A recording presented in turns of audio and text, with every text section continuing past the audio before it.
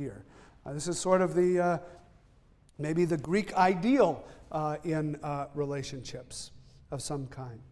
All right, what if we have passion? I'm sexually attracted to you, but no intimacy. I don't want to really know that much about you. I don't really share anything of me with you, but I am committed to maintaining this physical attraction to you. Well, that's what Sternberg calls fatuous love. It's a whirlwind courtship. It's a Hollywood romance. It might lead to a shotgun wedding. Maybe you find yourself in Las Vegas and you get married for a day and a half and then realize that this wasn't such a good idea, and maybe your name is Brittany and you're a singer. Well, anyway, you get the idea. That's fatuous love. We are basically committed to each other for sex, but it's very hard to make those relationships last a long time because we might not have anything in common, we might not share anything with each other, we might not trust each other, we're not particularly bonded to each other. On the other hand, if you have all three, intimacy, passion, commitment, this is consummate love, according to Sternberg, complete love. This is how he defines love. Okay, so now you have a definition of love, and you can now, as a homework assignment, sit down tonight and make a list of every person you know by the three elements of love, and just start putting the check marks in the boxes and tallying up your personal love box score.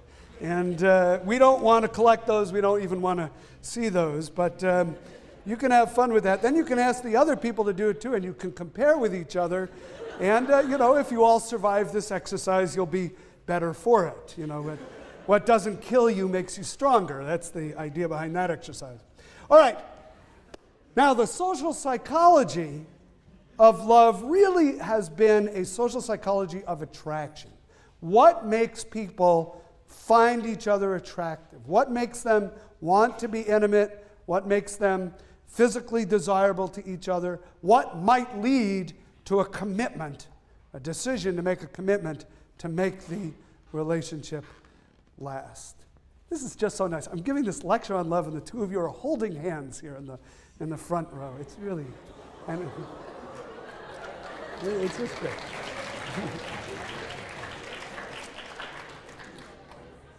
All three elements present: intimacy, passion, and yeah. Okay. Good. Just checking.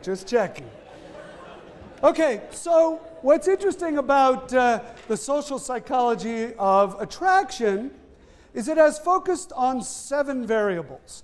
And I've divided these into 2 groups, the big 3 and the more interesting 4.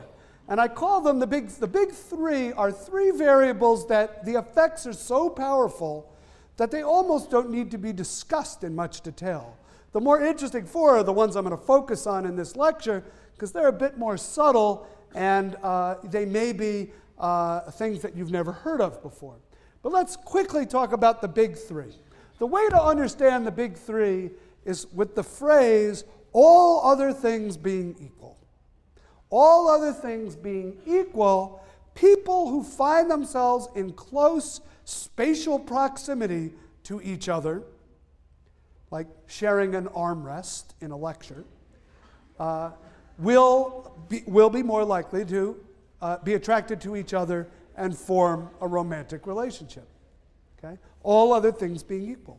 Now, this has been tested in lots of interesting ways. Studies have been done in the city of New York where you can, if you live in Manhattan, you can actually get a very nice metric of how far apart people live from each other in city blocks, right? You have a nice grid pattern, and you can use a city block metric to add up the number of blocks between people's doors. And people who live more closely together are more likely to end up in romantic relationships with each other. Seems kind of obvious, right? This even works on college campuses. We can measure in feet the distance between the door to your room and the door to every other room of a student on campus, and there will be a correlation between the likelihood of, it's a negative correlation, the likelihood of getting into a romantic relationship with a person and the number of feet between your door and that person's door. The fewer feet, the more likely a romantic relationship, all other things being equal. Now, all other things being equal is a big qualifier, right?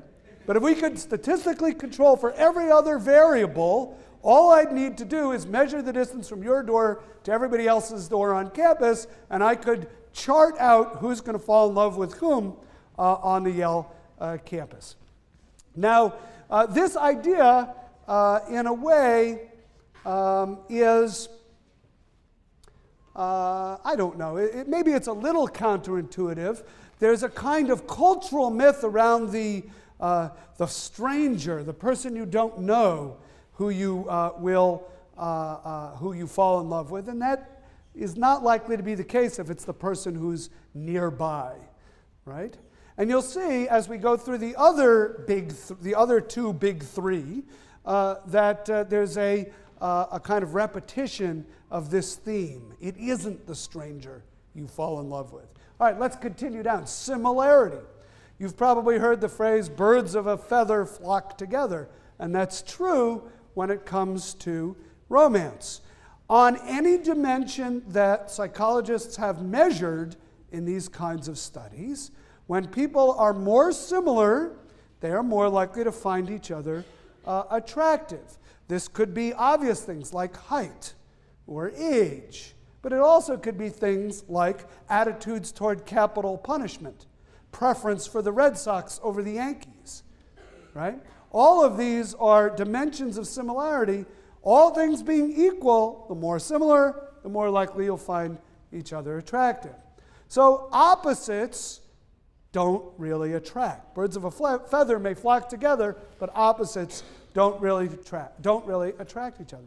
Now, usually at this point, somebody in the lecture hall raises their hand and says, well, my boyfriend or my girlfriend and I are complete opposites.